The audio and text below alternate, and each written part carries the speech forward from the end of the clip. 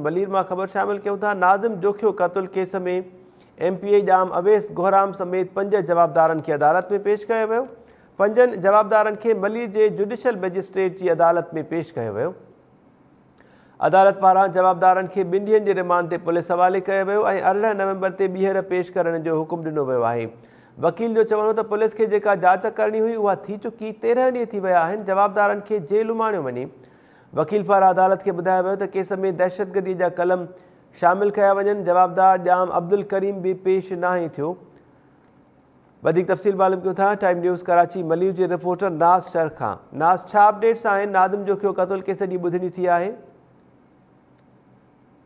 नाज़िम जोखियो कत्ल केस जी ॿुधणी जेका आहे मलीर जी अदालत में थी आहे। उन में जेको आहे मुख्य मुलज़िम MP जाम अवेस गोहराम जे खे जेको आहे 2 गार्डन समेत ॿिया उन जा जेके 3 साथी आहिनि, 2 गार्ड अमीर अली, हैदर, उन खां सवाइ ॿिया जेके जवाबदार आहिनि अब्दुल रज़ाक, मेहराज ऐं जमाल खे जेको आहे उहो अलॻि अलॻि अदालत में जेको आहे उहो पेश कयो वियो। इन मौक़े ते अवेस गोहराम जेको आहे उनखे सख़्तु हिफ़ाज़ती पहिरे में बख्तरबंद में जेको आहे कोर्ट पहुचायो वियो। इन अदालत जे ॿाहिरि जेको आहे उहो सख़्तु सिक्योरिटी जेका आहे उनखे जेको आहे सो बीहारियो वियो। उन अदालत में जेको आहे वकील जे जेको मुलज़िम जो जेको वकील आहे उन पारां अदालत खे ॿुधायो वियो त पुलिस खे जेका जांच करणी हुई उहा थी चुकी आहे।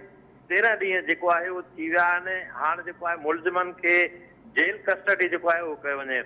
इन मौक़े ते मुदई जा वकील जेके आहिनि उन्हनि जो त केस में दहशतगर्दी जा कलम शामिल कया आहिनि। जवाबदार मुख्य जवाबदार जेको जाम अब्दुल करीम आहे उनखे बि पेश नाहे थियो। उहो बि नई जांच पुलिस वधीक जेके जवाबदार आहिनि उनमें न्याज़ सालार जंहिं अगवा कयो हुयो उनखे अगवा करे वठी वियो घरां, उनखे बि गिरफ़्तार करे नाहे खणी वई जेका आहे।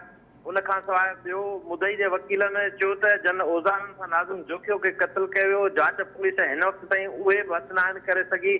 केस जो जांच ऑफिसर मुख्य मुलज़िमनि खे गिरफ़्तार करण में नाकाम वियो आहे। उहो खून लोहण चाहे थो। असां शुरू खां उन जांच ते जेको आहे बदइतमादी जो इज़हार कयोसीं ऐं मुदई पारां इहो ॿुधायो वियो अदालत खे त मूंखे मुंहिंजे वकीलनि खे जेको आहे उहो जान जो ख़तरो आहे ऐं मुख़्तलिफ़ वक़्तनि ते असांखे मौतमार धमकियूं जेके आहिनि उहे मिली रहियूं आहिनि। अहिड़े आर्ग्यूमेंट्स बाद जेको आहे हींअर जेको फ़ैसिलो ॿुधायो आहे अदालत, उन्हनि मुलज़िम जेके आहिनि 6 इन्ही मुलज़िमनि खे 2 ॾींहनि जे रिमांड ते जांच पुलिस हवाले कयो आहे ऐं 18 नवंबर ते ॿीहर उनखे पेश करण जो हुकुम कयो आहे। जी नाज़ सर, महिरबानी तफ़सील ॿुधाइण जे लाइ।